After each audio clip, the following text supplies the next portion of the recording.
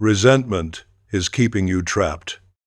Not because you are weak, not because you haven't tried to let it go, not because you lack willpower or maturity or enough faith, because no one has explained to you what resentment actually is. And without understanding what it is impossible to get out of it. You have been carrying this for a while, perhaps years. Something someone did to you, or that an institution did to you, or that life did to you. Something that in theory should be behind you. Something you have talked about, reflected on, forgiven in some cases, and that nevertheless comes back, with the same intensity, as if no time has passed. Baruch Spinoza studied resentment with the same philosophical precision he applied to everything, not as a moral problem, as a problem of understanding, and what he found explains something you have probably been trying to resolve for years without fully succeeding. By the end of this exploration, you will understand exactly why resentment is so difficult to let go, why the methods you were taught do not fully work, and what genuinely changes your relationship with what was done to you. Let us begin with what resentment actually is, because most people treat it as if they know what it is, when in reality they only know its symptoms. Remember the conatus, the fundamental tendency of every being to persevere in its existence.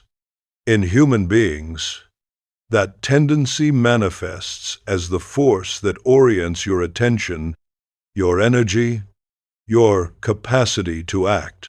The conatus always points toward what it perceives as relevant to your being, toward what strengthens you or toward what threatens you.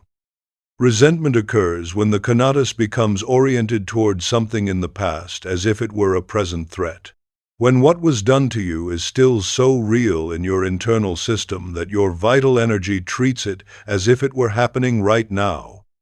This is not a metaphor. It is the exact mechanism.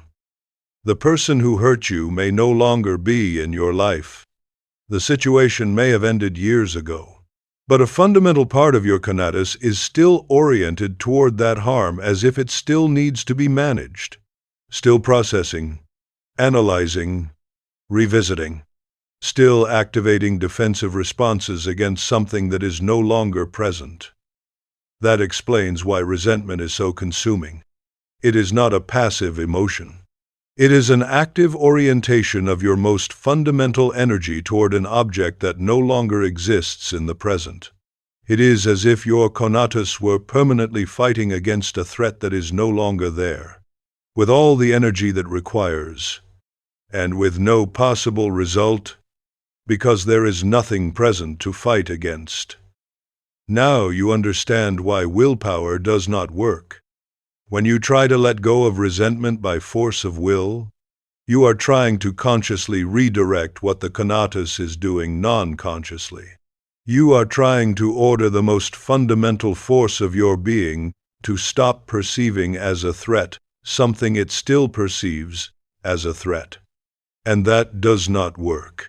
Not because you are weak, but because the conatus is not governed by conscious commands. It is governed by what it genuinely understands. Write in the comments, is there something you have been trying to let go of for years and cannot? Yes or no. And tell us what country you are watching from. One word. Because this exploration is being made everywhere, by everyone who has ever felt that something from the past is still organizing their present. Subscribe now so YouTube keeps recommending these videos. Because what is coming in the next weeks goes exactly where this exploration is pointing. And without the subscription, the algorithm will simply not show it to you. Now, let us talk about resentment and what it actually does to the quality of your daily attention. The person governed by resentment has a particular relationship with time. The past is very present. Too present. Conversations from years ago replay with vivid clarity. The moments of the harm are revisited regularly. The analysis of what happened of what should have happened, of what you should have said, occupies mental space that could be elsewhere. That is not a moral defect. It is the conatus doing what it always does, orienting itself toward what it perceives as an unresolved threat, processing it, trying to find the understanding it does not yet have. The problem is that the conatus is looking for that understanding in the wrong place.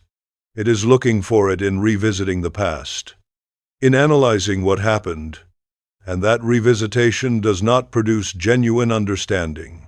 It produces more resentment. Because every time you revisit the harm from the position of resentment, what you see confirms the resentment. It is a self-reinforcing loop. There is also something about what resentment does to the people currently in your life that most people have not examined. The person who was betrayed by someone they deeply trusted does not only carry wariness toward that specific person, they develop a heightened sensitivity to signs of betrayal in general, a pattern recognition system tuned to detect the early signals of what hurt them before, which is adaptive in the sense that it protects them from repeating that specific harm, and costly in the sense that it reads betrayal into situations that do not contain it. The person who was controlled reads control into relationships that are simply requiring normal things. The person who was abandoned interprets the ordinary needs of people around them needing space, being temporarily unavailable, having their own concerns as evidence of the abandonment pattern they carry. This is not irrational. The conatus is protecting you from what it still perceives as a present threat. But the cost is that you are relating to the people currently in your life through the filter of what was done to you by someone else, in different circumstances, sometimes decades ago. Spinoza argues that the transformation of resentment does not only free you from the past, it frees your perception of the present. It allows you to see who is actually in front of you rather than who the resentment pattern projects onto them.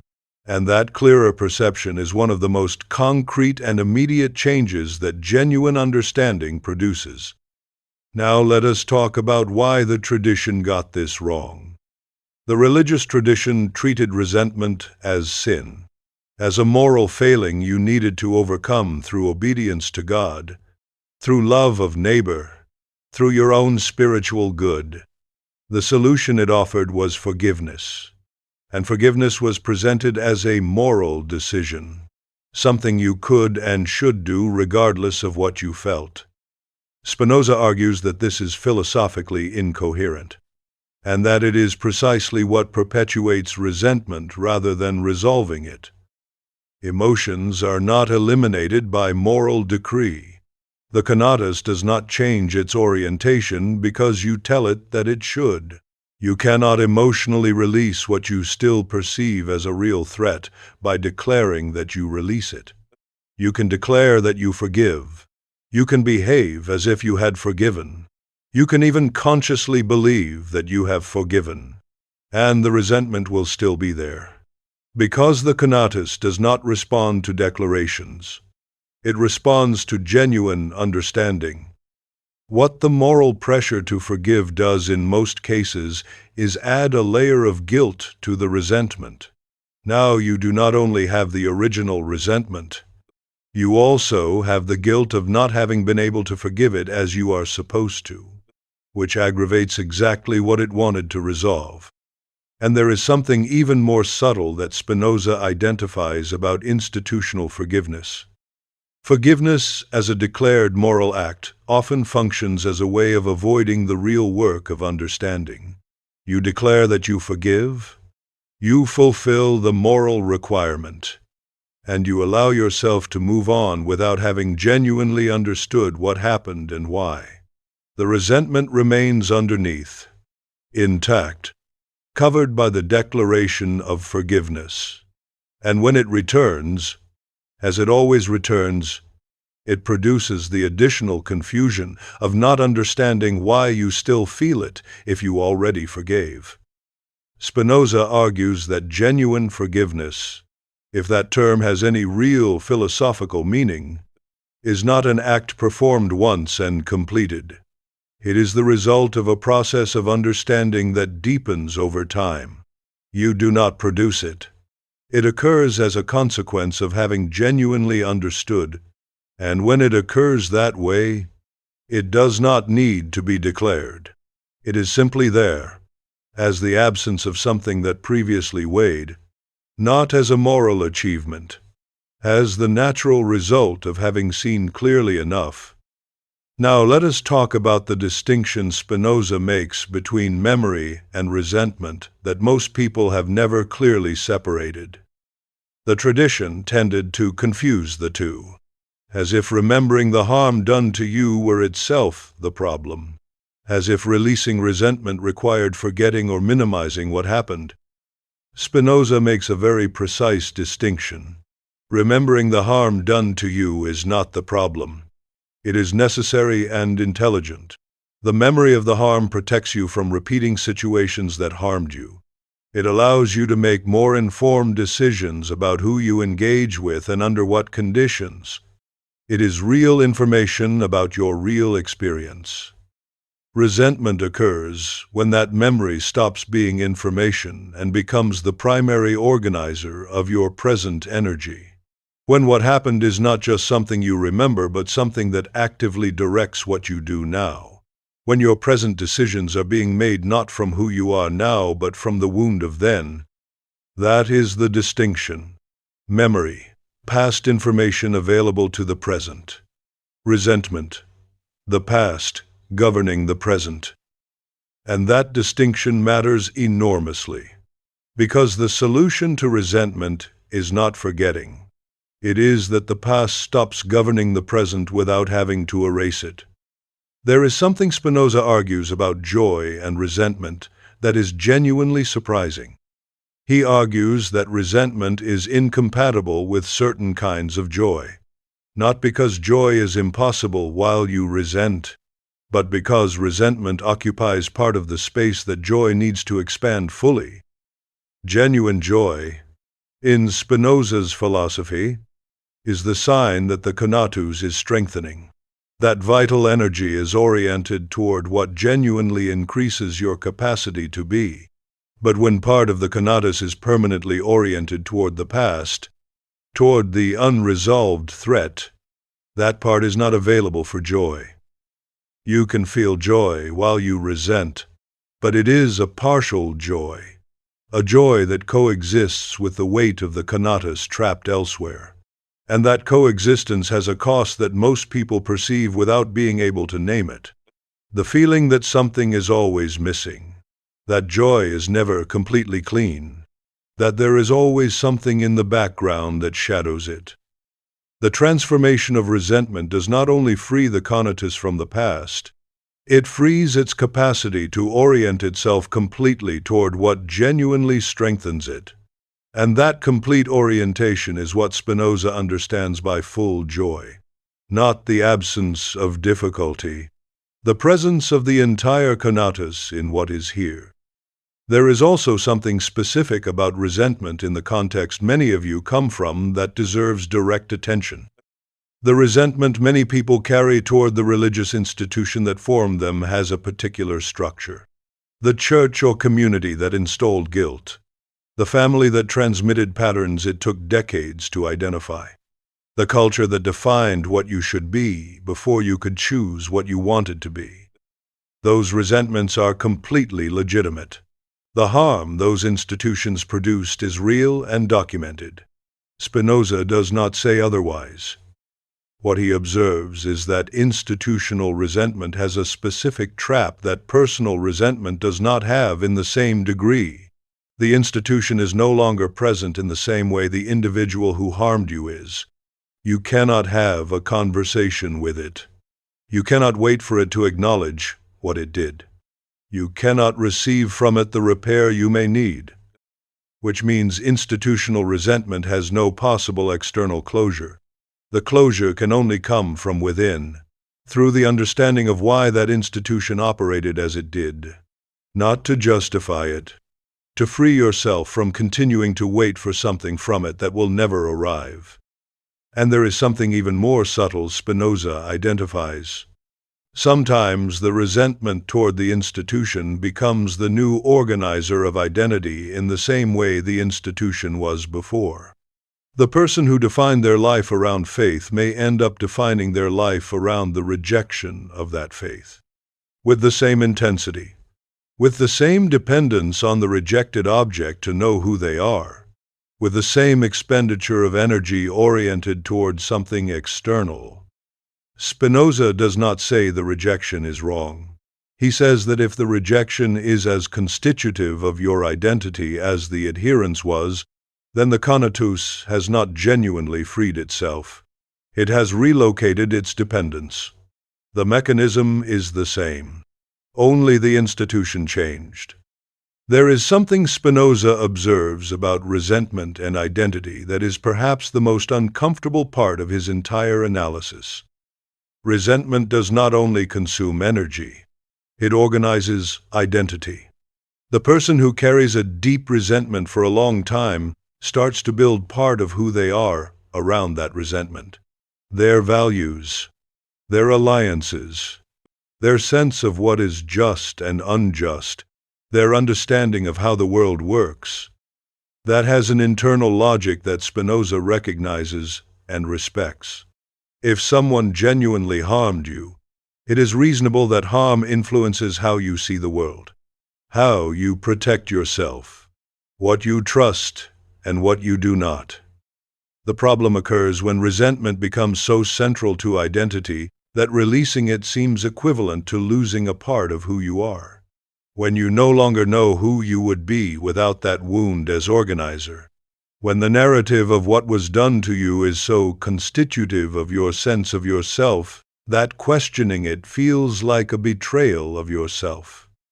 Spinoza argues that this is the moment when resentment has stopped being a response to the harm and become the harm itself. When you no longer suffer from what was done to you, you suffer from the structure you built around it. And that structure is one you are maintaining, not the person who harmed you. That does not mean the original harm was not real. It was real. It means that at some point, the real harm and the structure of resentment you built around it separated, and that continuing to carry the structure no longer protects you from anything. It only weighs you down. There is something Spinoza observes about resentment and time that most people have not honestly examined. Resentment has a strange relationship with time. The harm that produced it happened in the past. The person who suffered it has changed since then. The circumstances have changed. And yet the resentment remains with the same intensity, as if no time had passed, as if the harm were as recent as the day it occurred. Spinoza argues this happens because resentment does not live in time the same way other emotional states do. It lives in a permanent present of the harm. The conatus experiences it as a current threat, precisely because it has not been able to understand it sufficiently to move it to the past. And that has an implication that changes how you understand the transformation process. Time alone does not heal resentment. The passage of time without genuine understanding only accumulates years around the same unprocessed harm. What heals resentment is not time. It is the understanding that allows the harm to move to the real past, where it can be remembered without still being experienced as present. That explains why some people carry the same resentment for decades without time having significantly relieved it. Not because they are people who cling to the past by choice, but because the conatus has not yet been able to understand enough to move that harm to the real past. And without that understanding, the passage of time does not change the conatus's orientation. It only increases the distance between the real present and the frozen present where the resentment still lives. It also explains why sometimes a resentment that seemed overcome returns with intensity in certain contexts. A conversation that touches the subject, an anniversary, a situation that superficially resembles the original one. The conatus recognizes a signal it associates with the unresolved threat and reactivates its entire orientation toward it. Not because you have regressed, But because the understanding was not yet deep enough for the conatus to stop perceiving those signals as threatening, Spinoza does not see that as failure. He sees it as information, as a signal that more understanding is available, more layers of the original harm that have not yet been seen clearly enough, and that each time it returns is an opportunity to go one level deeper in the understanding, not to surrender to it. Now let us talk about resentment and justice, because this is where the most powerful objection lives. One of the most powerful reasons resentment persists is that it feels like it has a moral role, that releasing it would be unjust, that continuing to resent is somehow a form of not being complicit with what happened, of not pretending it was fine, of keeping alive the memory of what deserved recognition or repair. Spinoza recognizes that intuition and respects it. The sense of justice is real. The harm was real. The indignation at it is appropriate. But he identifies something that the moral intuition of resentment usually does not see. Resentment does not produce justice. It does not change what happened. It does not make the person who harmed you recognize or repair it. It does not transform the world into a more just place. What it does is keep whoever suffers it in an active relationship with the harm without any possible effect on that harm. Genuine indignation, the sense that something was wrong and deserves to be named as such, can transform into something that does produce effects in the world, into clarity about what kind of behavior you will not tolerate, into the capacity to name the harm with precision without that naming devastating you, into the willingness to protect yourself from similar situations with the firmness that genuine understanding gives rather than the fear that resentment gives. That transformation of indignation into clarity is only possible when the conatus is no longer trapped in resentment, when it has understood enough to orient itself toward the present from the information the past gives it, rather than from the weight of the past that prevents it from seeing the present. Now the most important part, what Spinoza proposes instead of forced forgiveness. Before talking about what he proposes, something worth saying directly about what resentment protects. Resentment is not only a burden, it is also a protection, a signal that what happened mattered, that you are not willing to minimize it, that the harm was real and deserves to be taken seriously. That is important to recognize, because many attempts to release resentment that do not work fail precisely because the resentment interprets that attempt as a betrayal of what it protects, as if releasing the wound meant saying the wound did not matter, that the harm was not that serious, that you can move on as if it had not happened. Spinoza understands that, and so what he proposes is not releasing the wound in the sense of abandoning it, it is transforming the relationship you have with it, so that it remains recognized as real, without continuing to govern from it. It is not forgiveness. It is understanding, genuine understanding. What does that mean concretely? It means understanding why the person who harmed you acted as they did, not to excuse them, to see them clearly. That person acted from what they were, from what they understood at that moment, from the fears and limitations and patterns they had themselves inherited and not examined, from their own conatus operating with the information it had, which was insufficient or distorted or both. That does not make what they did right. It makes it comprehensible in the deepest sense of the term, and genuine understanding of why someone acts as they act changes the relationship you have with what they did. Not because you decide to change it, but because genuine understanding changes what the conatus perceives. There is something concrete. That process of understanding requires that most people avoid because it is uncomfortable. It requires seeing whoever harmed you as a complete human being, not only as the agent of your harm, as someone with their own history of wounds and limitations and incomplete understandings, someone who was probably also carrying their own unprocessed resentments, who acted from their own fears, the same way other people acted from theirs against them, who was part of a chain of transmission of harm that started long before it reached you. That vision does not excuse the harm. It does not say what they did was fine because they were also harmed. It says they were an incomplete human being who acted from that incompleteness. Just like all human beings at some moment. Just like you at some moment have acted from your own limitations and harmed someone. That last part is the most difficult, because it requires acknowledging that the capacity to harm does not belong only to whoever harmed you. It is part of the human condition you both share. And that acknowledgement, when it is genuine and not as a rhetorical exercise, changes something fundamental in the relationship the conatus has with whoever harmed you, because it no longer sees them as a being of another species. It sees them as a being of the same species, with the same capacities and the same vulnerabilities, operating from their own fear and their own incomprehension, the same way you have sometimes operated from yours. This does not eliminate the difference between what they did and what they did not do, but it changes the quality of the distance between you and them, from the distance of resentment to the distance of understanding.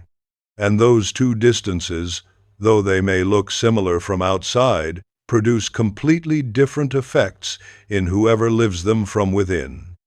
Spinoza also adds something about this process of understanding that deserves careful attention.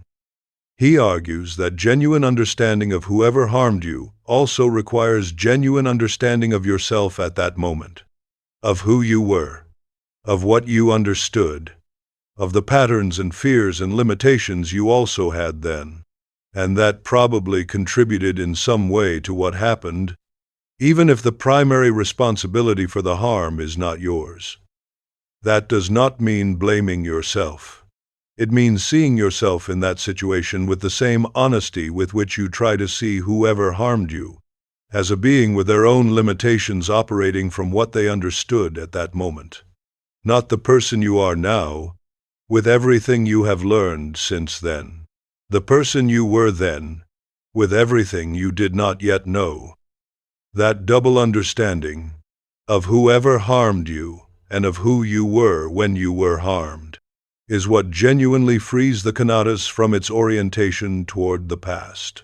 There is something about the evangelical and Protestant traditions specifically that shapes how many English speakers relate to resentment in a particular way. The theology of grace says that resentment is a failure to fully receive what God has given you.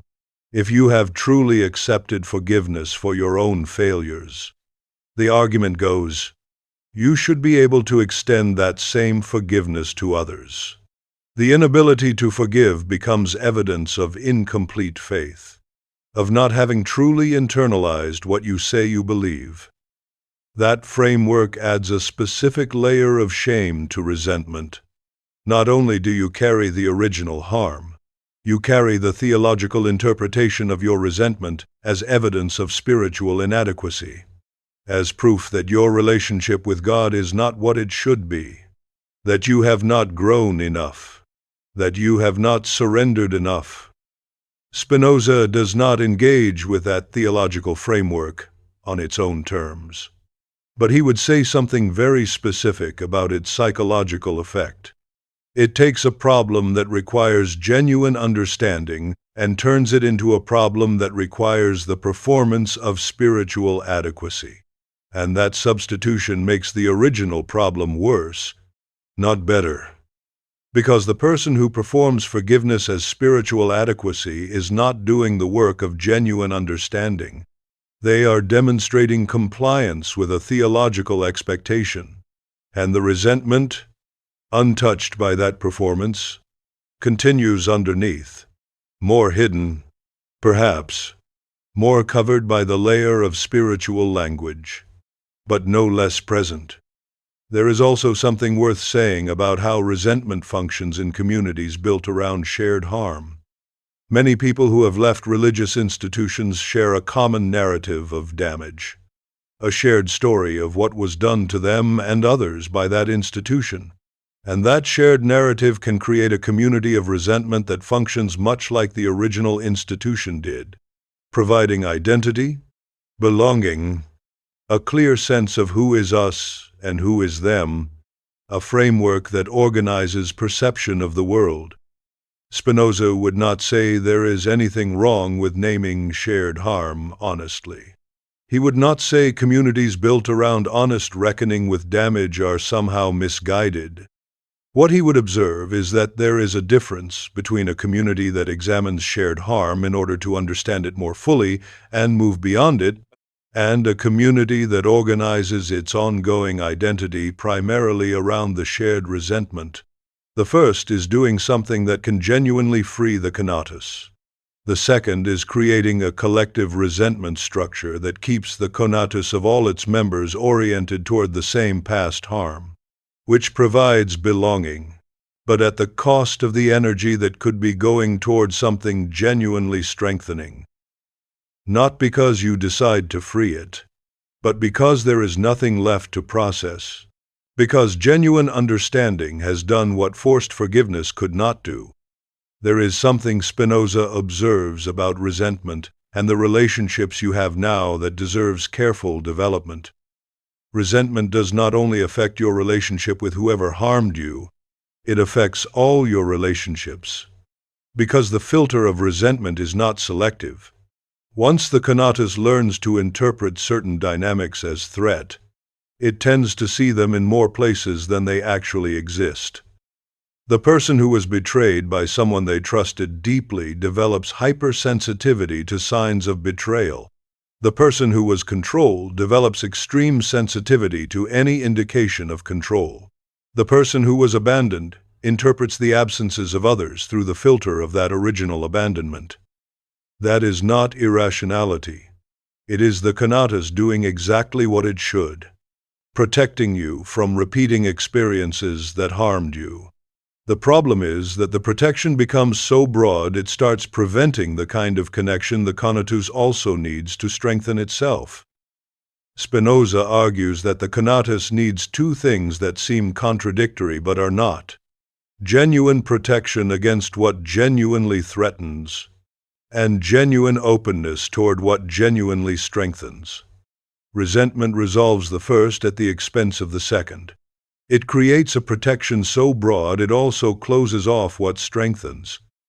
Genuine understanding of past harm is what allows calibrating that protection more precisely, not eliminating it, calibrating it, seeing which signals are genuinely threatening and which are patterns that resentment projects onto situations that do not contain them. And that more precise calibration frees energy for the openness the conatus also needs. There is something about Spinoza's own life that makes everything he said about resentment not abstract. At 23, he was excommunicated from the community in which he was born, the Jewish community of Amsterdam. The people who had been his spiritual family his entire life, his friends, his teachers, the people with whom he shared celebrations and mourning and the ordinary moments of daily life. The harem he received was one of the most severe recorded in that community. Its terms were extraordinarily harsh, and it was never lifted. Spinoza lived the rest of his life separated from the only community in which he had genuinely belonged. He had reasons for resentment, real reasons. The harm done to him was real and its consequences were permanent. And yet nothing in his correspondence, nothing in his philosophy, nothing in the testimonies of those who knew him, suggests he lived governed by that resentment. What does appear in everything he wrote is precisely what he argued philosophically: the understanding of why people act as they act, given what they are and what they understand. The capacity to see even those who harmed him as beings operating from their own fears and their own limitations. He did not describe that as a moral triumph. He described it as the natural consequence of having genuinely understood how human nature works, including his own, with all its limitations. That is what he proposes, not as an impossible ideal, as the natural result of a process of understanding that any person can undertake, in the real conditions of their real life, with the real harms they have received, without pretending those harms did not happen. There is one more dimension of this that Spinoza develops, and that connects everything in this exploration. He argues that the person who has genuinely transformed resentment into understanding has something available to them that the person still governed by resentment does not: the full weight of their present experience. The person governed by resentment is never fully present. Part of their attention is always somewhere else. In the replay of what happened, in the rehearsal of what they should have said, in the monitoring of current situations for signs that the old pattern is repeating, in the background hum of energy oriented toward something that is not here. The person who has developed genuine understanding is not carrying that background orientation. Their full attention is available for what is actually in front of them, the conversation they are having right now, the person who is actually in the room with them, the situation that is actually unfolding. They can respond to what is genuinely there, rather than to what the resentment pattern projects onto it. That quality of full presence is not small. It is arguably the most concrete and immediately available benefit of genuine understanding, and it compounds over time. Every conversation in which you are fully present, rather than half present, through resentment. Every relationship in which you see the person, rather than seeing your resentment pattern through them. Every decision made from what you genuinely are now, rather than from who you were when you were harmed. That accumulation is what Spinoza means when he argues that the free person does not think about death, but about life. The same principle applies to resentment. The free person does not organize their present around the harm that was done to them. They organize their present around the understanding of what is here and what is genuinely possible. Not because they have forgotten the harm, because the harm has been genuinely understood and genuinely placed in the past where it belongs. There is also a practical question worth asking directly. What does the process of genuine understanding actually look like in practice? It does not look like a single conversation where everything becomes clear. It does not look like a technique applied once and resolved. It looks like returning to what happened with a genuinely curious orientation rather than a resentful one, asking not what they did wrong but what was going on for them that led to this. Not to excuse them, but to actually see them. It looks like allowing the complexity of what happened to be genuinely complex, rather than reducing it to a story where you were entirely the innocent victim and they were entirely the malicious perpetrator, which is rarely an accurate picture of any human interaction, however real and however serious the harm. It looks like noticing when the resentment returns and asking what understanding is still missing rather than concluding that you have failed to release it. Taking the return of resentment as useful information about where the genuine understanding has not yet gone deep enough, rather than as evidence of your inadequacy. And it looks like accepting that this process does not have a timeline that can be imposed from outside, that it will take as long as the genuine understanding takes, and that the pressure to finish it on a morally acceptable schedule is itself one of the things that slows it down. Because genuine understanding cannot be hurried. It can only be allowed. Before the mantra, one thing Spinoza would once said directly. This process of genuine understanding has no deadline. There is no moment by which you should have already finished it. There is no external moral standard that determines how long it is reasonable to carry a resentment. Each harm has its own depth. Each person has their own pace of understanding, and the resentment you have carried longest is not the one that defines you most morally. It is the one that most needs genuine understanding.